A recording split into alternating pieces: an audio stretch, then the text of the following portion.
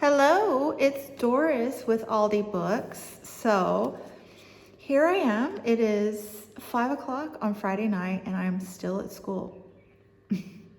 This is a coworker's chair because I'm losing the light and I had to find the best spot for lighting. Natural light, because that's what we're studying in first grade is light and natural light versus artificial, and we all know that natural light is more flattering. But anyway, I digress, which I am prone to doing anyway. I have a policy of leaving school at 3:30 on Fridays. However, I also have a policy of not leaving school until I'm ready for Monday morning, because one does not teach first grade ill-prepared. Hear me when I say this. Teaching first grade is like herding cats, and one must be 100% prepared for that. Anyway, yeah, we're doing admissions testing in the morning. I'm working on Saturday. So it's been a chaotic week, a chaotic day at the end of a chaotic week. And yeah, so anyway, now I'm prepared for testing tomorrow and Monday, first grade. And I'm also, if you watched my video from yesterday, my planner video, I'm also trying to film a video a day in January. Yeah, I don't know. Call me crazy. I am. And I'm also stubborn. So I realized I wasn't ready for my video today. And so, pro tip, if you're gonna film a video a day on BookTube, you have to do Friday reads. That's the only way to like filler materials. So anyway, go ahead and ask me what I've read this week. I'll wait. Oh, you really want to know? Nothing. I've read nothing. That's not true. That's not true. I finished a graphic novel on Monday. I started the year strong. I finished a book. I finished a graphic novel. Per Britta Bowler. This is, I think, my second year doing this. Maybe my third. I think it's my second. Reading a graphic novel on January 1st. So I did that. Check. I've read a book this week. I've read a book this year. I came out of the gate strong, but I was off work on Monday, started back on Tuesday, and oh boy, it's just as busy as ever. So I've not read anything since Monday. So I could end the video here because, that's my Friday reads. Nothing. I have nothing to report. Check my January 1st, day one of the New Year video if you want to know what I read. Anyway, I have more to share. I have the beginnings of my January monthly zine here. Just sheer stubbornness and determination above and beyond. I stayed and made the foundation of the zine. So this is a TBR, if you will, for January. This is what I know that I want to read thus far. I've already read one, so I have 6 books here, and there's a 7th, which is going to be a romance read with Heidi and Katie, but I don't know that yet. We haven't picked it. Katie's picking. So anyway, I would like to share these books, these titles with you, and check in next Friday, and let's see how much of these have I started. Have I started all of them? Have I read any of them? Have I finished any? Stay tuned. Anyway, the ones that I have on this list are The Comfort of Crows, A Backyard Year by Margaret Wrinkle. This is the Book Naturalist pick for January. I think it's a year at a glance kind of thing, so maybe 12 essays for the 12 months of the year.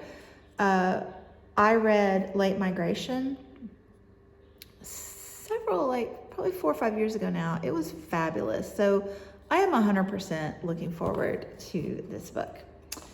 Then I was like, let's look at Storygraph and see, let's like, because that's my virtual TBR these days. The books that I really want to read, I put them on Storygraph. And I thought, you know, it's starting, I used to keep my Storygraph number at like 50, and now it's creeping up past 75, heading toward 100. So maybe I should read my own shelf virtually, if you will. So I checked and saw what is the nonfiction book I've had on the shelf the longest, because most of these are fiction. So the nonfiction that's been on my shelf the longest is Through a Window by Jane Goodall. So last year for Book Naturalists, we had an author spotlight on Jane Goodall, and I read, I think, her most prominent book, whose name escapes me at the moment, but it's about her first few years with the chimpanzees at the preservation, and really loved it. And like, she's such a good storyteller with these group of apes, and I just wanted to know the rest of the story, so I put the sequel, Through a Window, on my Storygraph. So I'm gonna try to read that this month. And then a reread, whoa, The Hobbit by J.R.R. Tolkien. I have read this so many times. I got it, the boxed set. Well, my brother-in-law, my sister is 12 years older than me, and her husband was her childhood, her high school sweetheart. But anyway, my brother-in-law, I have known since I was a child, and he introduced me to The Hobbit. He let me read his when I was 12 years old, and I loved it and got the boxed set for Christmas that year. So I've read it numerous times. It never grows old. So reading The Hobbit, potentially buddy reading the rest of the series with Heidi and Kim. And then also, oopsie, spoilers. Also, I was supposed to read Red Sister last month. So I read The Book That Wouldn't Burn by Mark Lawrence and loved it. It slumped in the middle, but really overall enjoyed that and looking forward to more in that series. So I wanted to check out some of his backlisted titles. So supposed to have read Red Sister, never got to it, but Heidi from My Reading Life read it and enjoyed it per my recommendation. We were kind of supposed to be loosely buddy reading it, but oh well. But I need to finish it and check in with her. And then one of my newest books, so I got 7 books while I was in Italy last month. How crazy is it to say I was in Italy last month? I mean, that still feels surreal. But anyway, I picked one of those books that has been calling my name. So 7 Moons of Mali Almeida by Shihan Karunatilaka. I've been wanting to read this for, I think, a good year or more. So hoping to get to that, read it physical form. And then Fanny Herself by Edna Ferber. I think that I'm 99% sure that I heard about this from Britta Bowler, and I'm gonna buddy read this with Joe Smith. And